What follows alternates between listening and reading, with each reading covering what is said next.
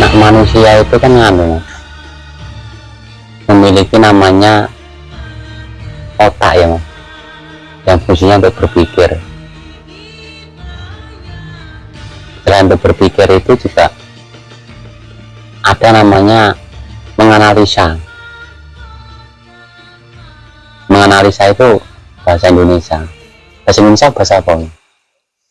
Bahasa Indonesia ya Mas. Nah, bahasa religius ini tafsir, menafsirkan.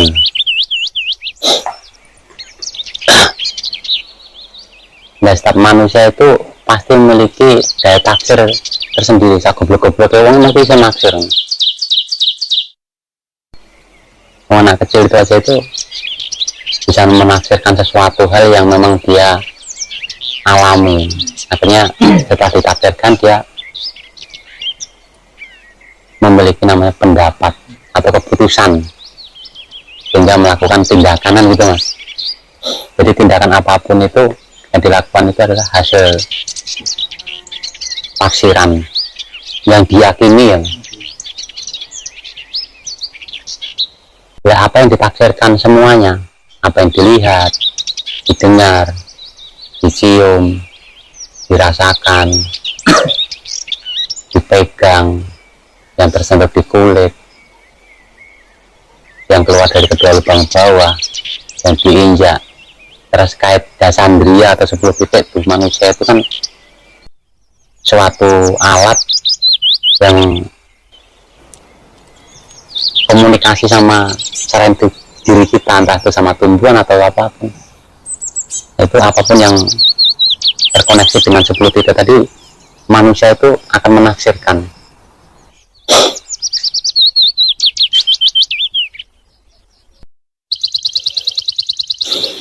Akhirnya timbullah suatu batin. Ya, nanti dari batin yang di batin itu ditafsirkan lagi. Kok begini, oh gini. Nah, tafsir itu ataupun analisa itu sebenarnya tidak bebas manusia. Dan itu setiap manusia itu sebenarnya hak sah. Sah itu apa loh? Boleh. Jadi kita nggak boleh takut untuk menafsirkan apa yang menjadi menurut kita perlu ditafsirkan.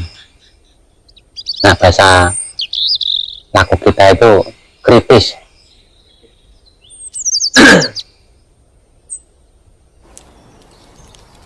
Nah, harapannya apa yang ditafsirkan, apa yang dikritis itu menunjang peningkatan daripada laku kita. Kan semuanya itu menuju pada kesempurnaan lah. Pada tahap fase-fase ini pribadi itu ya sah-sah saja menafsirkan. Untuk pribadi ya Mas, harapannya tafsir itu ataupun analisa itu bermanfaat untuk selain tubuh dirinya, kan gitu. Termasuk pemahaman pengertian seseorang itu kan hasil tafsirannya dia, sehingga diikuti orang banyak.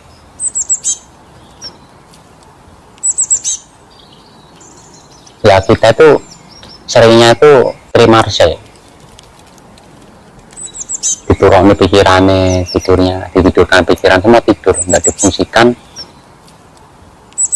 Akhirnya itu kita hanya mengikuti tafsir orang yang menurut dirinya itu betul, tapi menurut kita kadang-kadang itu dipaksakan untuk melakukan. Ya, sebenarnya itu kita bisa berkembang maju sesuai tafsir kita Mas, sesuai tafsir kita atau bahasanya sesuai perjalanan kehidupan kita. Nah, kita sebenarnya bisa besar itu dari itu. Boleh nggak kita memakai tafsirnya orang lain? Ya boleh, tapi kan jangan batasi diri kita ini untuk juga belajar untuk menafsirkan atau menganalisa. Kalau memang itu perlu dianalisa. Nah, sehingganya dari setiap tahapan laku perjalanan kita itu pasti kita akan mendapatkan suatu namanya sains ataupun ilmu pengetahuan dari perjalanan kita. Itu yang pertama. Terus yang kedua, korek ini tuh dalam kita tafsirkan untuk kebaikan diri kita masing-masing, itu tafsir kita beda-beda, Pak. Fungsinya ya. Ada untuk lampu, untuk membakar rokok, membakar apa, untuk melempar anjing, dan banyak sekali. Boleh saja, tapi apapun tafsir itu kan untuk kebaikan diri kita. Ya sering kita terjebak itu berdebat masalah tafsir, pendapat yang berbeda-beda. Nah ini kadang-kadang kalau kita nggak menerima ini, berkelahi. Iya mas, berkelahi. Seolah-olah tafsir ini ataupun pendapat ini hanya dimiliki oleh suatu golongan, kelompok atau komunitas tertentu atau orang-orang yang punya otoritas.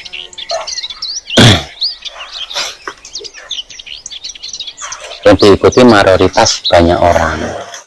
Kan itu mas.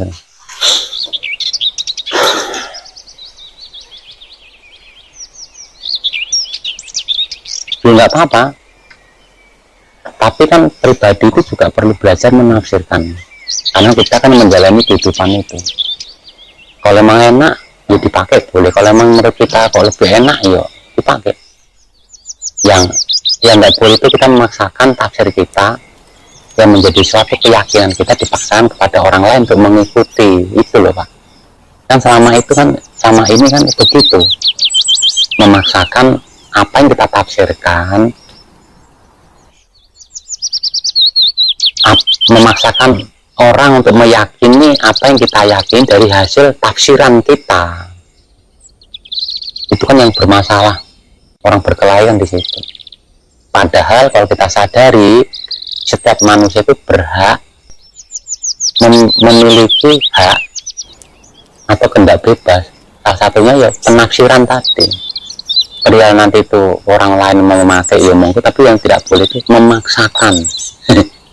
Memaksakan. Nanti tafsir banyak orang itu boleh kita sampaikan, nah, terus nanti bagaimana?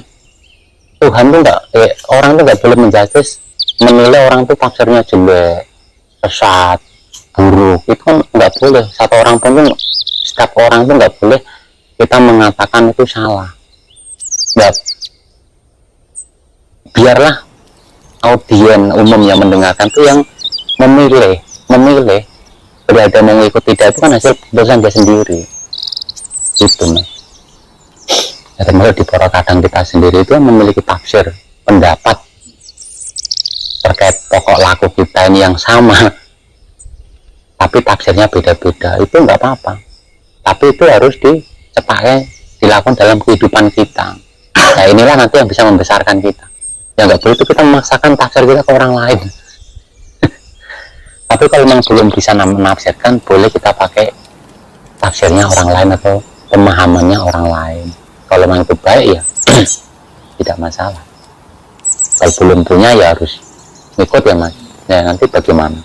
Kalau nggak punya tafsir, nggak punya analisa, nggak punya keyakinan, ya terus kalau nggak punya keyakinan sampai jalan ragu-ragu, itu nggak bisa.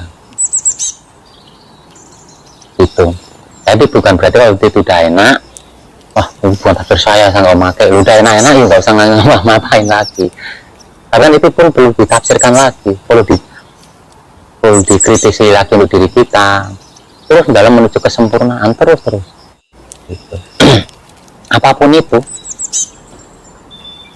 yang terlihat, yang tercium, yang terasakan, yang terucapkan, yang terdengar, yang kita pegang, yang mengenai kulit kita, yang kita injak, yang keluar dari kedua lubang bawah, semuanya bisa kita tafsirkan untuk kebaikan kita. Kadang-kadang kita ini malas untuk menafsirkan itu. Akhirnya dari sebuah titik yang merupakan alat koneksi kita kepada makhluk lain, apapun itu selain tubuh kita, ya kita nggak bisa membaca di situ, nggak bisa menafsirkan. Dan jadi yang buta itu bukan matanya, hatinya. yang tuli itu bukan telinganya, ya hatinya. pikirannya yang sulit. Yang bisu juga bukan mulut, tapi hatinya yang nggak bisa bersuara.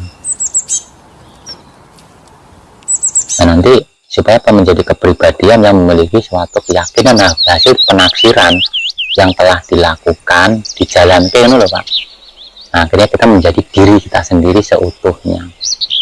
Nah, itulah diri kita yang sebenarnya dalam jalan kehidupan. Nah, kita bisa besar di situ.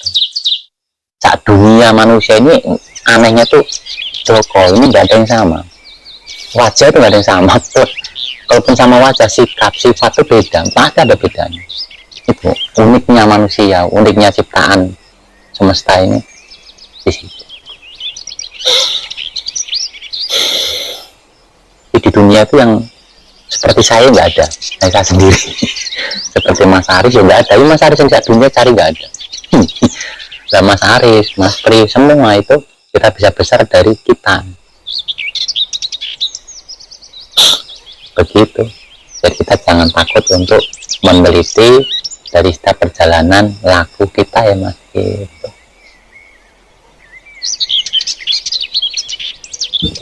Itu tadi dikatakan kita belajar untuk mandiri.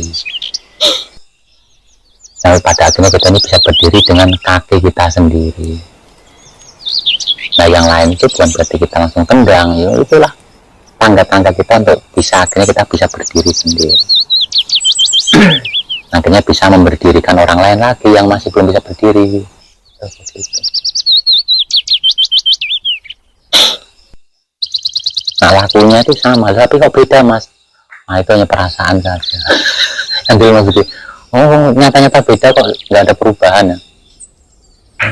Nah, ternyata yang beda itu tafsir ataupun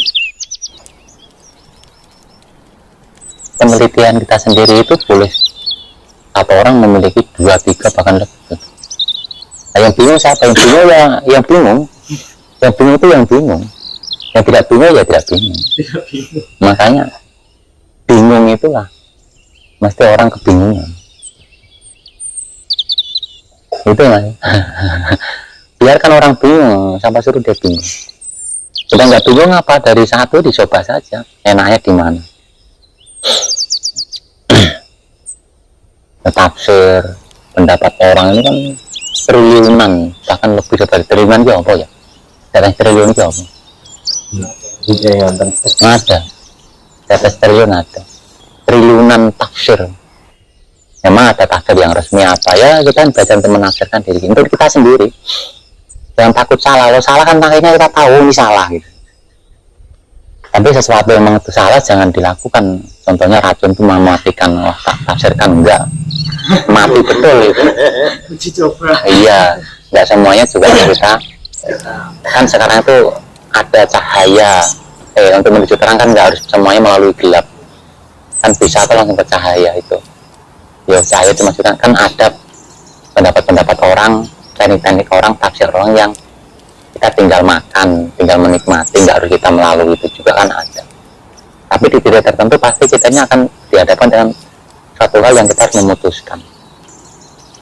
Itu.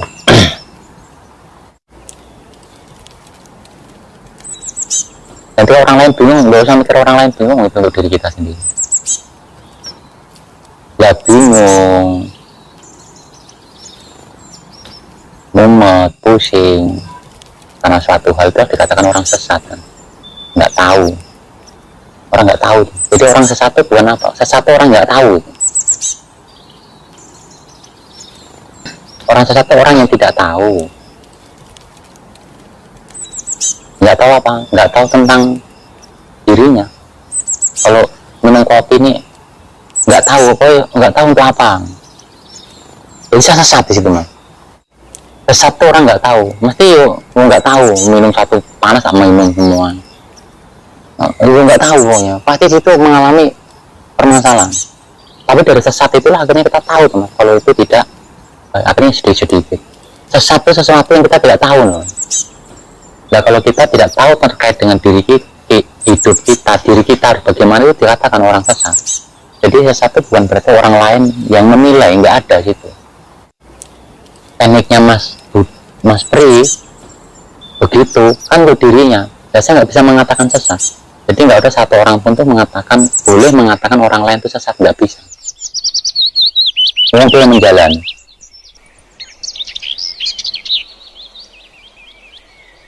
Jadi sebenarnya kesesatan itu nggak ada setelah adanya pencahayaan, pencerahan. Nggak padang terang kesesatan gelap teman. Sesat itu simbolnya gelap. Nabrak ngono. Nah itu sesat. Itu nggak bisa. Tapi saya di rumah itu ada ketemu sama orang. Saya pernah melakukan suatu percobaan bunuh diri di suatu tempat. Dia mati sekitar 2 jaman lebih. Dan keadaan mungkin lepas gitu ya. Tuh, semuanya tuh melihat tubuhnya gantung. Akhirnya dipegang tuh nggak kena. Setelah itu sudah diikhlaskan. Setelah dia kembali berjalan itu gelap. Bingung di situ. Dia cerita itu bingung. Dia pengalaman cerita mati. Bingung. Akhirnya ada suatu suara belum waktunya. Katanya jadungnya tertampar itu putus. Akhirnya dia hidup lagi. Urip. Jadi hidupnya itu karena tamparnya itu putus. Jadi hidup. Setelah hidup itu dia buka lagi. Saya berjalan dari mulai sakaratul maut tadi ya bisa menjadi makanan. Nah itu sesat gelap itu. Jadi jangan coba bunuh diri. Itu mengalami kegelapan. Nggak percaya, yuk coba saja. Saya itu pengalaman orang lain. Analisanya orang lain dari pengalamannya dia. Lah sudah kita nggak usah ikut-ikut tidak. Untung jadungnya atau talinya itu putus kan gitu. Akhirnya nggak jadi mati. Itu saya katakan mungkin sakaratul maut itu. Dia masih dekat-dekat nyoruhnya itu masih sedikit lah. Tapi semuanya udah bingung. Dipegang udah nggak bisa. 3 kali nggak bisa kan ya sudah diikhlaskan karena memang niat dari awal bunuh diri. Nanti dia pergi balik kanan tuh gelap situ, udah bingung situ. Akhirnya ada suara belum waktunya. Nah, ternyata talinya itu putus.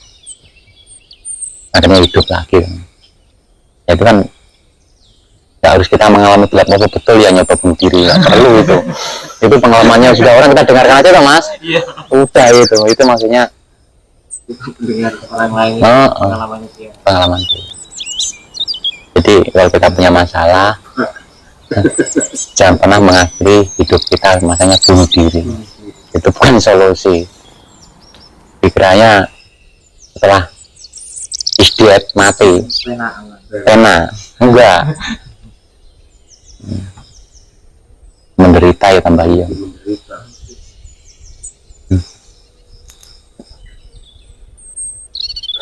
Nah, dikatakan sesat itu ya tidak tahu daripada apa yang kita jalani. Nah, walaupun apa yang kita jalani itu ya itu puncaknya ya tentang hidup dan kehidupan kita sendiri ya mas. Kita akan tersesat bila mana kita tidak tahu terkait hidup kita dalam berkehidupan.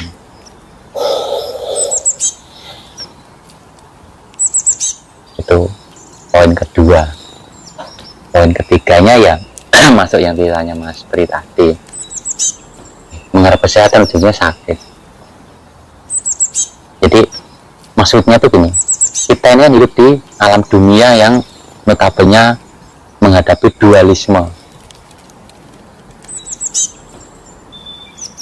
Saat kita ini goncang dengan salah satu, kadang kita masih menjadi manusia yang dualisme, selalu terpengaruh dengan keadaan salah satunya. Sedih ya menangis, bahagia jumawa atau sombong. Itu kalau nggak sombong, sedih. Iya. Semua ya. Dalam kehidupan pikiran kita itu baik, ini buruk. Ini penilaian, pokoknya di situ. Selalu ada perbedaan dalam kehidupan. Ya, kehidupan itu nggak ada perbedaan, sama. Pada takaran semesta ini sebenarnya nggak ada perbedaan. Perbedaan itu adanya di alam manah atau alam pikir dan alam angka-angkara atau alam perasaan.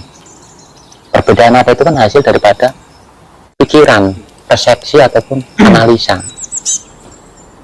Apa yang dilihat, didengar dan sebagainya, dan juga apa yang telah dirasakan atas perasaannya. Panas, sakit, sakit dia dualisme.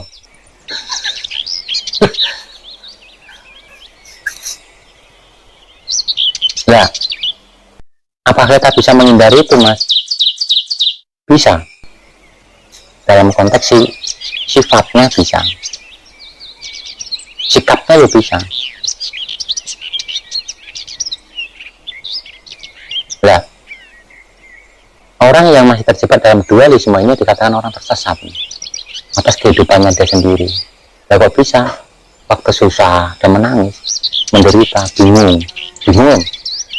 Waktu bahagia, senang, ujung-ujungnya kan bingung lagi, senangnya habis.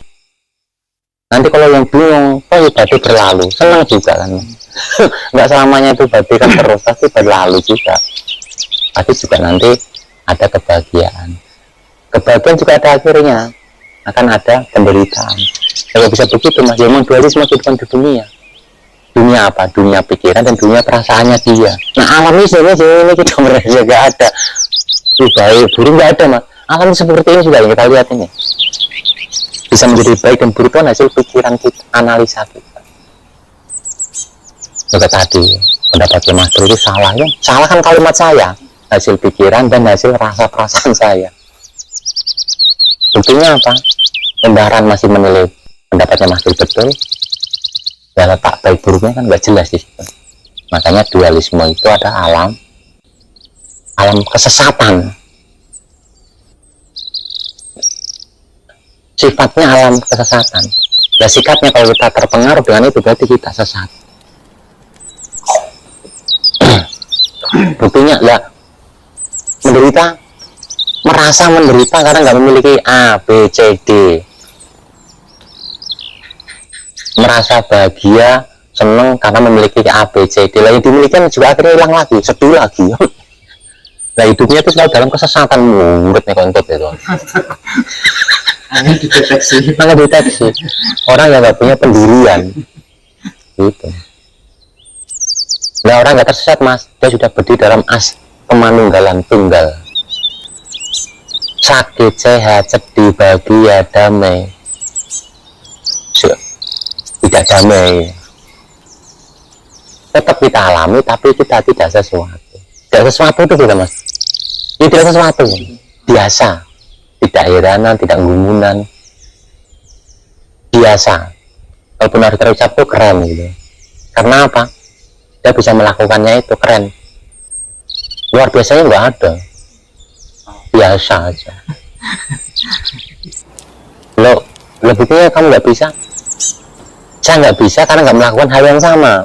Dia bisa karena melakukan hal yang dia lakukan. Jika dia bisa seperti itu wajar kan, Mas? Mas aku jualan pentol, keren ya, luar biasa ya. Bisa tuh bikin pentol di banyak tempat dijual laris ya. Oh, aku luar biasanya di mana? Keren aja. Kalau setiap orang mau melakukan hal yang sama dari awal juga bisa. Jadi kita nggak bisa sombong, saya ini nggak bisa. Orang lain sebenarnya juga bisa juga, karena mungkin nggak ada kesempatan atau nggak mau beri waktu ruang dirinya untuk belajar ke situ. Jadi manusia itu sebenarnya punya potensi yang sama. Kalaupun bahasanya tuh sejahtera, saat ini kita ini sedang berdiri tepat di atas kesejahteraan itu loh, Mas. Kalaupun menderita, saat ini juga kita ini berdiri tepat di atas penderitaan itu. Jadi penderitaan dan sejahtera itu mereka tuh hanya satu tumpuk. Tergantung kita menyikapinya. Nah, saat kita bisa tidak sesuatu dengan kedua hal itu kan kita berdiri atas segala-galanya. Dialah yang maha segala-galanya. Nah, kita juga kan bisa berdiri atas segala-galanya. Segala-galanya tentang kita. Jangan dimanai. Nah, yang kita kejar saat ini kalau benar saat yang dikejar ya itu kemanusiaan ke esaan satu tentang tidak sesuatu. Jadi tidak sesuatu itu hal yang tidak remeh, memang hal yang memang kembali kepada cahaya yang satu tadi. Itulah nanti yang bisa mengantarkan kita pada maha cahaya tadi. Nah, kalau masih di dua cahaya membulat itu bolak-balik yang untuk menemukan maha cahaya ya cahaya itu sendiri. Yang bisa menyaksikan cahaya ya cahaya itu sendiri. Yang bisa menyaksikan Tuhan ya Tuhan itu sendiri. yang bisa menyaksikan Maha Suci, ya suci itu sendiri. Ya suci itu ada di diri kita, yaitu tunggal. Makanya dalam artian patra kan biarkan saja. Oh, yang menyaksikan juga dia sendiri. Tapi itu nggak bisa mas kalau kita masih terjebak dalam dualisme tadi. Ada banyak pengancengan ini kan Raisa nih kan. Nggak senang bahagia, oh Raisa. Kok saya senang susah ya. Ya kita menjadi manusia sempurna aja mengalami susah penderitaan. Tapi kan susah senang itulah rasa sejati. Ya rasa sejati itu nikmati aja sampai sejatinya rasa. Sejatinya rasa itu udah menuju kemanunggalan. Kalau saya tidak enak tidak sesuatu, enak juga tidak sesuatu, begitu-begitu aja. Tidak ada yang luar biasa, keren saja.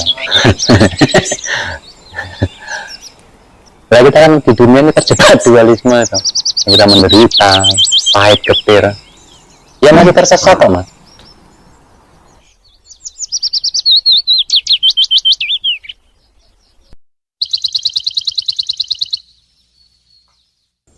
Nah, lagu spiritual kan ini untuk mengajari kita tentang mengenal diri kita.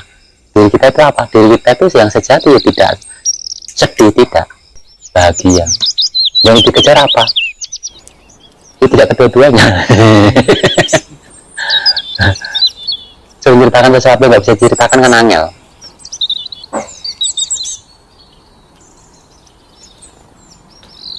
Sampai kapan lah penderitaan tuh? Sampai kita bisa menerima kenyataan hidup kita. Makanya laku Sidrawat Kalimat Pantet itu kan yang pertama pasrah. Apa yang dipasrahkan?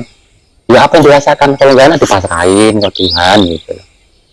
Tapi setelah kita mampu menerima kenyataan hidup kita kan sudah menjadi kemanunggalan. Sedih diterima, susah, bahagia diterima. Diterima itu nggak sesuatu. Dan setelahnya itu apa? Ya wes diterima aja, nikmati aja di situ. Nanti kan pada akhirnya kita bisa merasakan kenyataan hidup kita ya mas. Itu otomatis mas. Nah itu baru dikatakan bisa melangkah kepada sampurnane patilanurut atau akan bisa menebar kesadaran cinta kasih sayang hidup. Itu bukan kita yang menyebar. Nah itu kalau itu berlaku, apapun yang kita sentuh akan disempurnakan. Di saat kita melempar batu ke orang lain itu bukan kita yang melempar itu. Tahapan itu kalau kita percaya Tuhan itu yang sendiri yang dilempar. Itu gerak geri kita sudah bukan gerak geri atas kehendak anasya, tapi gerak geri atas kehendak hidup. Itu nggak ada luput ya mas. Kalau masih sedih, susah, senang, bahagia itu masih kehendak kita itu masih kehendaknya anasya, mesti luput atau salah, mesti karma-karma buruk. Jadi yang kita kejar saat ini kalau benar kejar yang setengah ini, kemanunggalan hidup ini. Nanti hidupnya yang akan berkomunikasi dengan Maha Hidup. Alif sama Mem itu bisa berkomunikasi setelah dalam, ada penghubungnya. Nah manusia dengan Tuhan itu bisa berkomunikasi yang melalui hidup. Nggak bisa. Kalau kita lupa sama hidup kita ya nggak bisa nyambung. Tuhan ini nggak mengenal manusia, yang dikenal adalah hidupnya sendiri. Nah, hidup kita adalah hidup kita, inilah yang dikatakan diri sejatinya diri kita. Ya kalau kita mengenal diri sejatinya diri kita, otomatis Tuhan mas. Nah, kebanyakan orang itu lupa dengan hidupnya, minta sama Tuhan di atas sana, lupa melalui perantara hidupnya. Lu nggak nyambung, nggak bisa. Nah, Tuhan itu sopo datang, nggak tak kenal, minta-minta, kayak busuknya.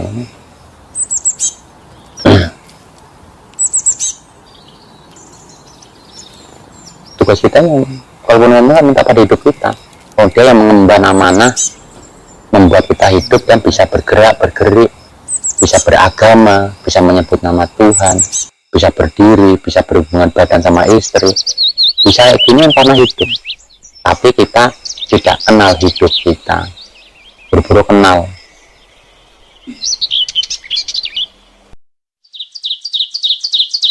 Ya bingung. Bingung. Hidup inilah mas yang dikatakan pancer ataupun kliwon ataupun setengah ini. kemana arah wajah kita hadapkanlah kepada dia. Inilah yang harus kita kelilingi. Setiap saatnya kita kelilingi, jangan lepas dari asing. Lepas berarti dia akan jauh terlempar.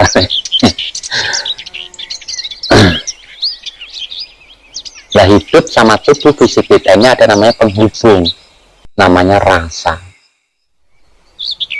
Ya rasa apapun nikmati saja, nanti di titik rasa paling dalam dan gitu. Pututannya rasa atau puncaknya rasa.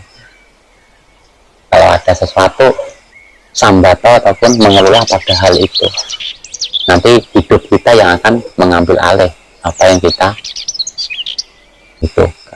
Jadi caranya harus pasrah, menerima. Di situ ada mood, ya, sehingga tinggal menyabdakan.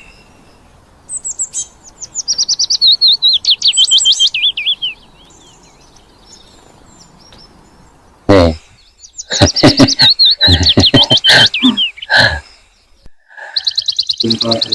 Iya. Mati. Iya bang. Lupa ceritanya prakteknya mukat mati. Empat mati.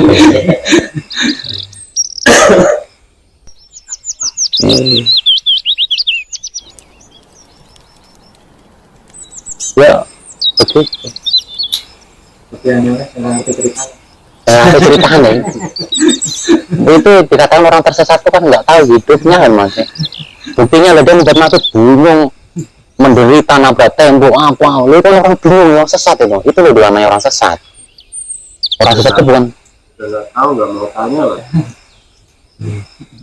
Sesat itu bukan berarti Mas Adri punya pendapat beda. Sesat bukan begitu.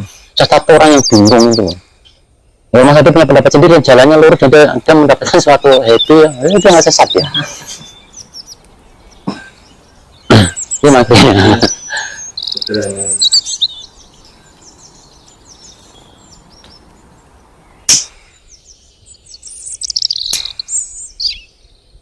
Lagunya Gus Dur tuh mengatakan jangan sering mengafir-ngafirkan orang lain sehingga dia lupa dengan kafirnya sendiri.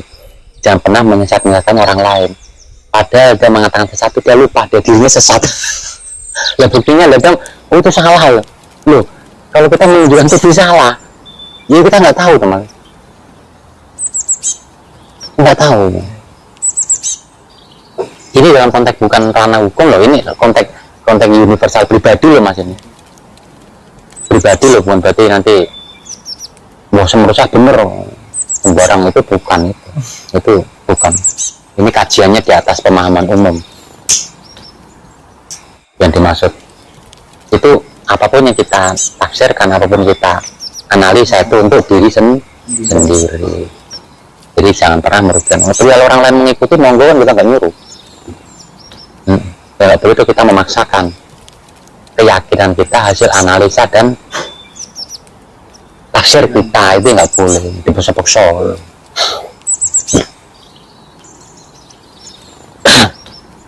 Mungkin begitu penjelasan lebih ya, penjelasannya apa ya? Kita bahas di luar ini mas ya. Kalaupun ada yang dibahas nanti kita sambung lagi. Atau mungkin ada pertanyaan atau sharing lah. Mungkin hanya pembuka sharingnya apa ya? Tukar kawar roh ya mas. Ada yang punya pendapat lain juga nggak apa-apa kan, belajar untuk berbeda pendapat. Ya kalimat saya ini boleh dibantah, boleh didebat. Ya, kok bisa mas? Ya kan orang punya pendapat sendiri. Nah, pendapat orang lain tuh kita nggak boleh marah. Contohnya Mas Adi mendebat, kalau pendapat saya gini-gini mas, ya biar saja. Saya nggak bisa mengatakan Mas Adi sesat atau salah. Itu sebaliknya. Nanti yang lain bingung, biarkan mereka menilai sendiri. Mereka juga punya pendapat sendiri kan. Nah, selama ini kita ini mengikuti pendapatnya orang lain, bingung. Ikut-ikutan kan.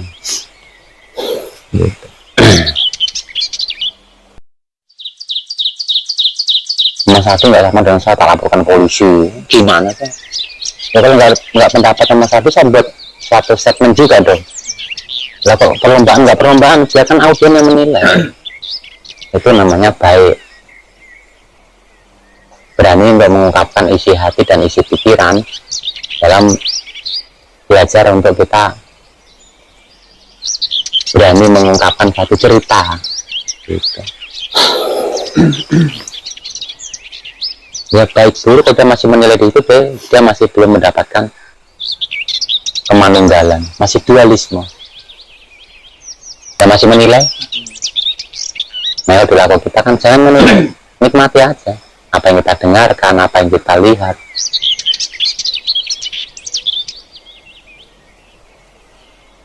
Ya terus nikmati aja.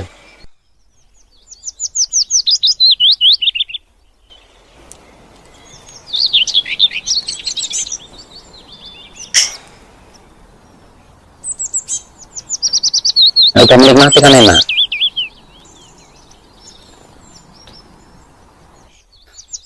Oke, kita aja mas. Ada yang ada.